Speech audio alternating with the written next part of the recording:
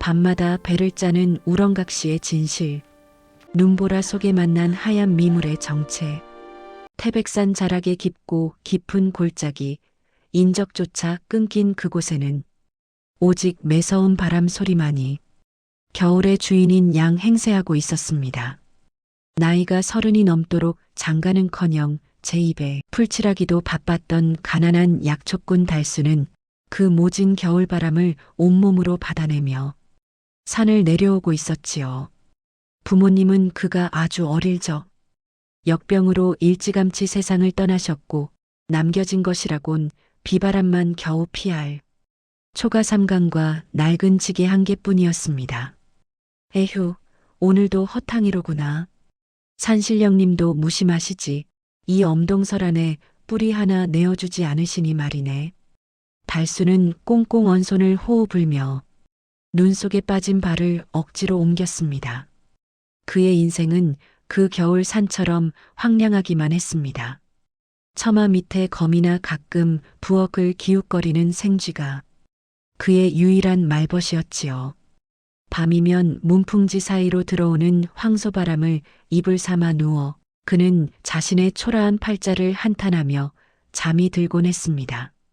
그러던 어느 날 무릎까지 차오른 눈을 헤치며 땔감을 구하던 달수의 귀에 가늘고 애처로운 비명이 들려왔습니다. 깅, 깅. 소리를 따라가 보니 사냥꾼이 쳐놓은 묵직한 쇠덫에 하얀 짐승 하나가 앞다리가 끼인 채 파르르 떨고 있었습니다. 가까이 다가가자 그것은 온몸이 눈처럼 하얀 백여우였습니다.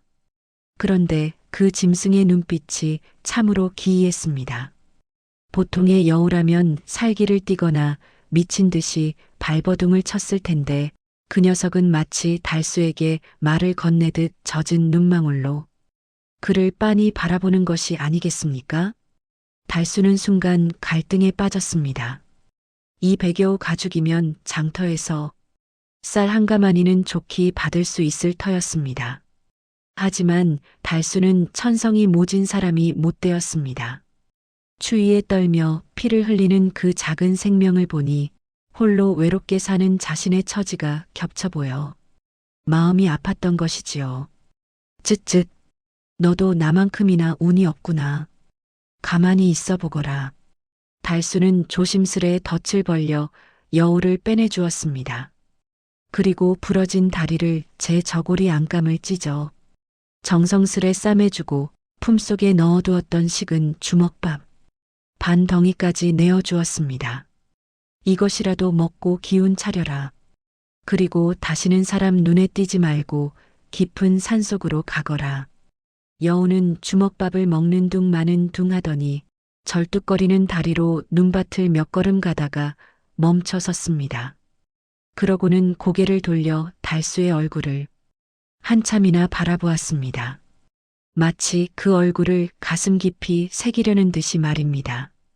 그 일이 있고 난 뒤 산의 봄 기운이 조금씩 돌기 시작할 무렵이었습니다. 여느 때처럼 약초를 캐고 해 질녘에 돌아온 달수는 제 눈을 의심했습니다. 아무도 없어야 할 부엌 굴뚝에서 하얀 연기가 모락모락 피어오르고 있었기 때문입니다. 아니, 저게 무슨 조화인가? 도깨비가 불장난이라도 하는 것인가? 달수는 괭이를 고쳐쥐고 조심스레 부엌을 엿보았습니다. 아궁이에는 장작불이 활활 타오르고 있었고 가마솥에선 구수한 밥 냄새가 진동했습니다. 마루는 반질반질 닦여 있었고 찢어진 문풍지도 새 종이로 말끔히 발라져 있었습니다. 방 안에는 김이 모락모락 나는 흰 쌀밥과 맑은 무국 그리고 정갈한 산나물 무침이 차려져 있었습니다. 그날 이후로 기이한 일은 계속되었습니다. 달수가 산에만 다녀오면 어김없이 따뜻한 저녁상이 차려져 있었고 빨랫감은 깨끗하게 빨려 마당에 널려 있었습니다. 처음엔 그저 고마운 마음뿐이었으나 시간이 흐를수록 의구심이 고개를 들기 시작했습니다. 이것이 과연 사람이 하는 일인가 아니면 나를 홀리려는 요물의 장난인가 하는 생각이 든 것이지요. 어느 날 밤 달수는 읍내 장터에 가겠다며 큰 소리로 말하고는 집을 나섰습니다. 하지만 그는 마을 어귀까지만 갔다가 해가 지자마자 몰래 집 뒤편의 대나무 숲으로 돌아와 몸을 숨겼습니다. 오늘 밤에는 기필코 그 정체를 밝히고야 말리라. 달빛이 교교하게 흐르는 밤, 달수는 마른 침을 삼키며 부엌이 잘 보이는 장독대 뒤에 웅크리고 앉았습니다. 한참을 기다려 다리가 저려올 무렵 부엌문이 소리 없이 열리더니 항아리 속에서 뽀얀 연기가 피어올랐습니다. 그리고 그 연기 속에서 걸어 나온 것은 분명 사람이 아니었습니다. 달빛 아래 꼬리를 감춘 여인. 달수는 숨을 들이켜는 소리조차 내지 않으려 입을 틀어막았습니다. 장독대 뒤에서 바라본 부엌의 광경은 그야말로 기이하고도 숨막히는 것이었습니다. 부엌 항아리에서 피어오르던 뽀얀 연기가 거치자 그 자리에 서 있는 것은 눈이 부시도록 고운 여인이었습니다. 달빛을 머금은 듯 윤기 흐르는 흑단 같은 머리카락, 백옥처럼 흰 피부, 그리고 앵두 같은 입술. 그 여인은 여느 양반집 규수라 해도 믿을 만큼 단아하고 아름다웠습니다. 하지만 달수의 등골을 오싹하게 만든 것은 그녀의 미모가 아니었습니다. 여인이 부지런히 쌀을 씻고 물을 써는 동안 치맛자락이 살짝 들릴 때마다 그 밑으로 무언가가 어른거렸기 때문입니다. 그것은 사람의 다리가 아니었습니다. 달빛을 받아 하얗게 빛나는 탐스럽고 풍성한 짐승의 꼬리. 하나도 아닌 9개의 꼬리가 춤을 추듯 일렁이고 있었습니다. 구미호. 달수는 다리가 후들거려 주저앉을 뻔했습니다. 사람의 간을 빼먹는다는 그 전설 속의 요물이 내 집에 들어와 밥을 짓고 있다니. 지금 당장 도망쳐야 한다고 머리는 경고했지만 발은 땅에 박힌 듯 움직이지 않았습니다. 그런데 이상했습니다. 여인의 몸놀림에는 살기나 요기가 서려 있지 않았습니다. 오히려 정성스럽고 조심스러웠습니다. 여인은 가마솥에 밥을 안 치고는 아궁이 앞에 쪼그려 앉아 불을 지폈습니다. 타닥타닥 타오르는 불꽃을 바라보는 그녀의 눈빛은 한없이 그윽하고 슬퍼 보였습니다. 그녀는 이따금씩 부엌 문 밖 달수가 숨어 있는 장독대 쪽을 바라보며 깊은 한숨을 내쉬었습니다. 은공님, 이 밥 드시고 기운 차리셔야 할 텐데. 여인의 입에서 흘러나온 목소리는 옥구슬이 굴러가는 듯 청아했습니다. 은공님이라니? 달수는 순간 지난 겨울 눈밭에서 구해주었던 백여우를 떠올렸습니다. 설마 그때 그 여우란 말인가? 여인은 밥이 뜸드는 동안 부엌 한 구석에 놓인 낡은 배틀에 앉았습니다. 끽 덜컹, 끽 덜컹. 달수의 돌아가신 어머니가 쓰시던 그 낡은 배틀이 여인의 손끝에서 노래하듯 움직이기 시작했습니다. 여인이 짜내려가는 배는 달빛을 머금은 듯 신비로운 광채를 뿜어냈습니다. 그것은 단순한 옷감이 아니었습니다. 달수의 해진 옷을 기워주고 추운 겨울을 나게 해줄 따스한 정성이었습니다. 얼마나 시간이 흘렀을까요? 밥상이 다 차려지자 여인은 다시 연기처럼 사라지려 했습니다. 그때였습니다. 그게 누구냐? 달수는 자신도 모르게 장독대 뒤에서 뛰쳐나왔습니다. 두려움보다 호기심, 아니 그보다 더 깊은 무언가가 그를 이끌었기 때문입니다. 여인은 화들짝 놀라며 뒷걸음질 쳤습니다. 아, 들켜버렸군요. 여인은 도망치지 않았습니다. 대신 고개를 푹 숙인 채 떨리는 목소리로 말했습니다. 저는 지난 겨울 은공님께서 살려주신 그 여우이옵니다. 달수는 멍하니 그녀를 바라보았습니다. 가까이서 본 그녀는 더욱 아름다웠지만 눈가에는 물기가 그렁그렁 맺혀 있었습니다. 어찌하여 사람의 모습을 하고 내게 이런 호의를 베푸는 것이냐? 내 간이라도 탐나서 온 것이냐? 달수의 떨리는 물음에 여인은 고개를 세차게 저었습니다. 아니옵니다. 천부당만 부당하옵니다. 저는 그저 은공님의 따뜻한 마음에 보답하고 싶었을 뿐입니다. 짐승인 저를 살려주시고 귀한 주먹밥까지 내어주신 그 은혜를 잊을 수가 없어서 여인은 왈칵 눈물을 쏟았습니다. 그 눈물은 거짓이라기엔 너무나 맑고 투명했습니다. 달수는 쥐고 있던 괭이를 슬그머니 내려놓았습니다. 요물이라 해도 이렇게 고운 마음씨를 가진 이를 어찌 해할 수 있겠습니까? 밥상은 식기 전에 먹어야 맛이라지. 내 너의 이야기를 더 듣고 싶구나. 달수의 말에 여인은 믿을 수 없다는 듯 큰 눈을 깜빡였습니다. 그렇게 묘한 동거, 아니 기막힌 인연은 새로운 국면을 맞이하게 되었습니다. 하지만 이 평화가 오래가지 못할 것임을 두 사람은 아직 알지 못했습니다. 마을에는 흉흉한 소문이 돌기 시작했고 달수를 시기하는 자들의 그림자가 서서히 옥죄어오고 있었으니까요. 피 묻은 닭털과 마을 사람들의 횃불, 달수와 연화의 기묘한 동거는 계절이 바뀌는 줄도 모르게 깊어만 갔습니다. 적막하기만 하던 산골 오두막에는 이제 사람 사는 온기가 가득했고 달수의 옷가지에선 항상 은은한 꽃향기가 배어 있었습니다. 연하는 달수가 약초를 캐러 가면 집안을 돌보고 그가 돌아오면 정갈한 상을 차려내며 마치 꿈 같은 나날을 보냈지요. 달수 역시 그녀의 정체가 구미호라는 사실을 잊을 만큼 연화의 맑은 눈망울과 따뜻한 진심에 마음을 송두리째 빼앗겨 버렸습니다. 하지만 평화는 그리 오래가지 않았습니다. 마을 아래쪽에서부터 흉흉한 소문이 번지기 시작한 것이지요. 이복에 김신의 닭장이 또 털렸다며? 벌써 5마리째라더군. 닭뿐인가? 아랫마을 이신의 송아지는 간만 쏙 빼먹혔다네. 이건 분명 요물의 짓이야.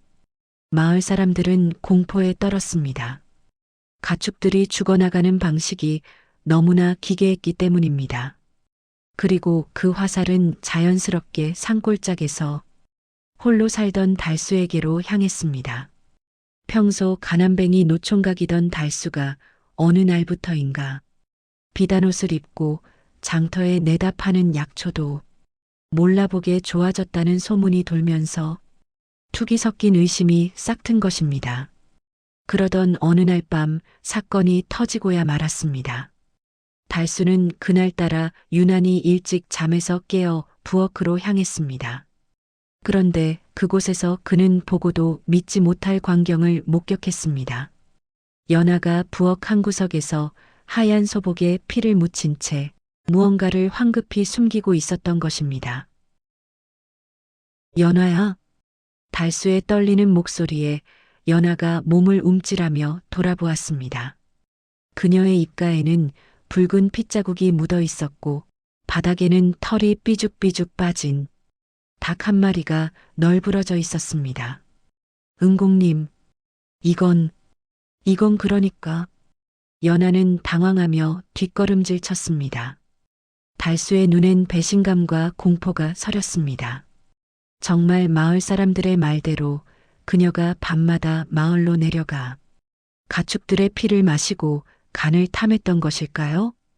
달수가 충격에 빠져 아무 말도 하지 못하고 있을 때 멀리 산 아래에서 수십 개의 횃불이 일렁이며 다가오는 것이 보였습니다. 이보게들, 저기 산꼭대기 달수네 집에서 요물이 나온 게 분명하네. 내가 어제 똑똑히 봤어. 하얀 그림자가 산을 타고 내려오는 걸. 마을 사람들의 고함과 개 짖는 소리가 산을 울렸습니다. 달수를 시기하던 마을 장정이 사람들을 선동하여 달수의 집을 덮치러 온 것이었습니다.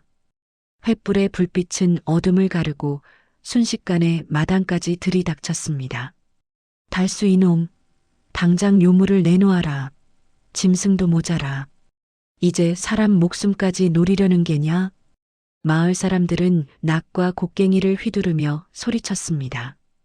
연하는 겁에 질려 구석으로 몰렸고 달수는 그녀의 앞을 가로막아 섰습니다. 하지만 그의 마음속에도 의심의 불길은 잦아들지 않았습니다. 연하야, 말해다오. 정말 내가 그런 것이냐? 저 가축들이 정말 내 짓이란 말이냐? 달수의 물음에 연하는 그저 눈물만 흘릴 뿐이었습니다. 그리고 그 순간 마을 사람들이 부엌 문을 박차고 들어왔습니다. 횃불 아래 드러난 연하의 소복은 붉은 피로 낭자했고 9개의 꼬리가 공포에 질려 사방으로 뻗쳐나왔습니다. 저것 봐라. 정말 구미호다. 꼬리가 9 달린 괴물이야. 사람들은 비명을 지르며 횃불을 던지기 시작했습니다. 초가집 지붕에 불길이 옮겨붙고 매캐한 연기가 방 안을 가득 채웠습니다. 절체절명의 순간 연하는 결심한 듯 달수를 바라보며 작게 속삭였습니다. 은공님, 저를 믿어주소서. 저는 절대 그런 짓을 하지 않았습니다. 그 말을 남기고 연하는 불길 속으로 몸을 날렸습니다. 그런데 이상한 일이었습니다. 그녀가 뛰어든 곳은 마을 사람들이 있는 쪽이 아니라 오히려 산 너머 어두운 숲속에서 번뜩이는 진짜 푸른 눈의 괴물을 향해서였습니다. 목숨을 건 약속, 천년의 구슬, 불길이 치솟는 초가집을 뒤로하고 달수는 미친 듯이 산속으로 뛰어들어갔습니다. 매캐한 연기와 마을 사람들의 고함 소리가 멀어질수록 어둠 속에서 들려오는 기괴한 짐승의 포효는 더욱 선명해졌습니다. 달수의 심장은 터질 듯이 뛰었습니다. 연하의 소복에 묻어있던 그 피, 그것은 가축의 피가 아니라 밤마다 마을을 습격하던 검은 늑대 무리로부터 달수를 지키기 위해 홀로 싸우며 흘린 그녀의 피였다는 것을 그제야 깨달은 것이지요. 연하야, 연하야, 어디 있느냐? 달수의 목소리가 메아리칠 때 저 멀리 달빛이 부서지는 절벽 끝에서 은빛 섬광이 번쩍였습니다. 그곳에는 9개의 꼬리를 휘날리며 거대한 검은 그림자들과 대치하고 있는 연하가 있었습니다. 평소에 단아하던 모습은 온데간데 없고 그녀는 온몸이 상처투성이가 된 채 거친 숨을 몰아쉬고 있었지요. 그녀의 앞에는 붉은 안광을 번뜩이는 사람보다 2배는 더 큰 대왕 검은 늑대가 살기를 뿜어내고 있었습니다. 어리석은 구미호 같으니 인간 따위를 위해 천년의 수행을 버리려 하느냐? 그놈의 간만 내어준다면 내 목숨은 살려주마. 대왕 늑대의 걸걸한 목소리가 산을 울렸습니다. 연하는 비틀거리면서도 달수가 서 있는 쪽을 향해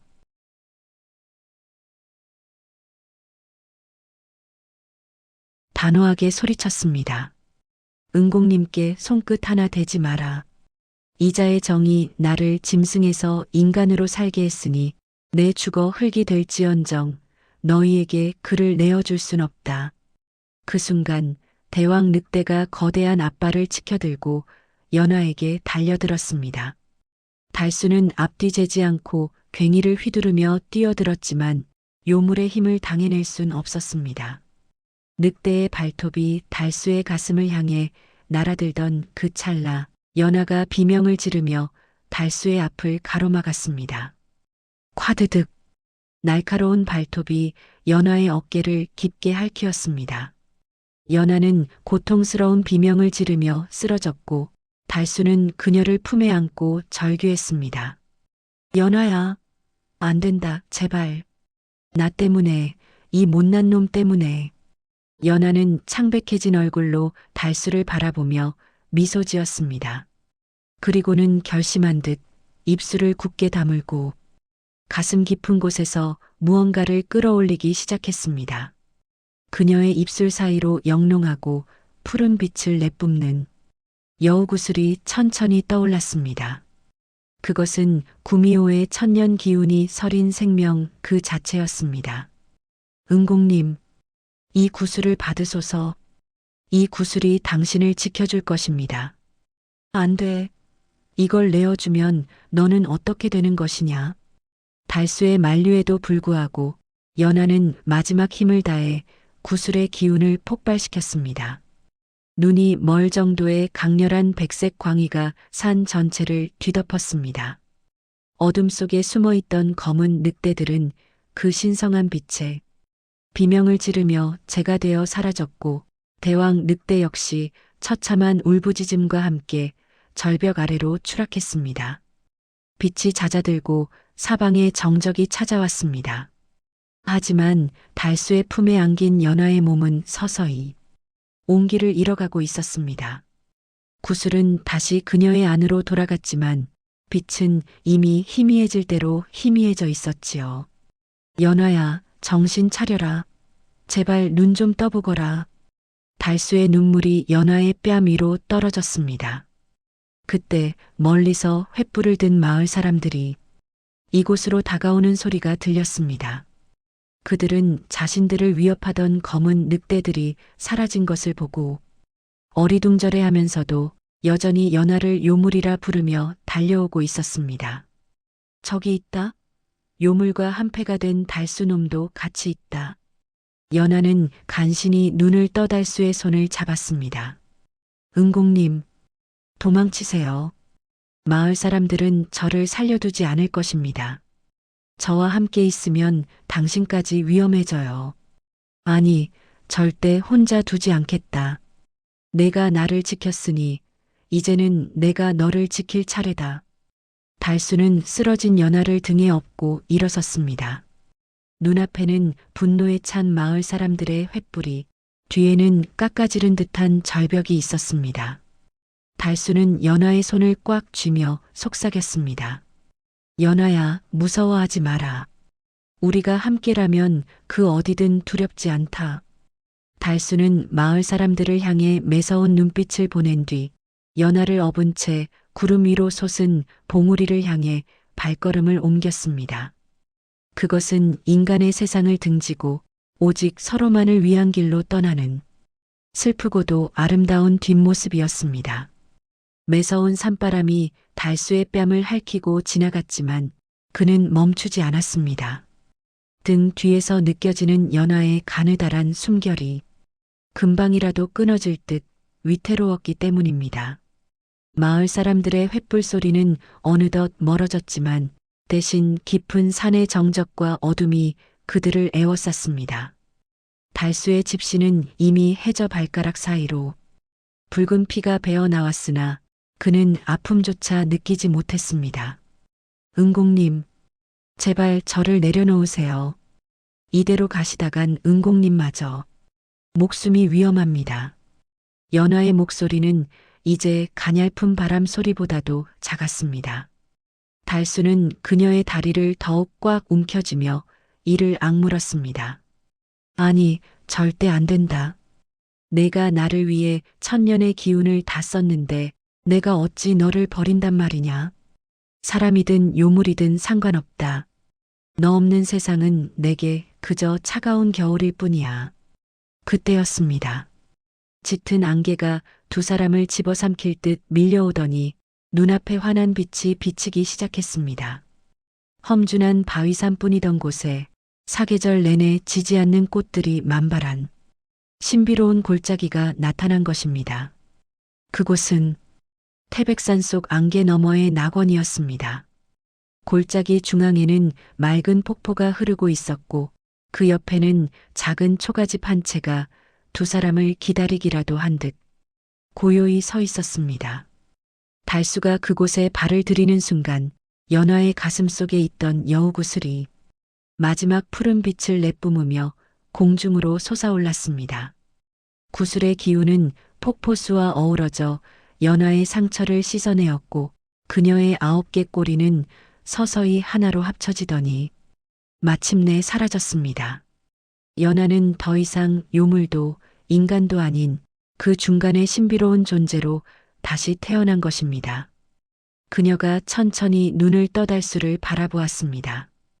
기적처럼 생기를 되찾은 그녀의 얼굴에는 눈물 섞인 미소가 번졌습니다. 은공님, 우리가 정말 함께 할 수 있는 건가요? 달수는 연화의 손을 꼭 잡으며 고개를 끄덕였습니다. 그래. 여기선 누구도 우리를 방해하지 못한다. 그저 서로의 눈을 맞추며 살아갈 수 있어.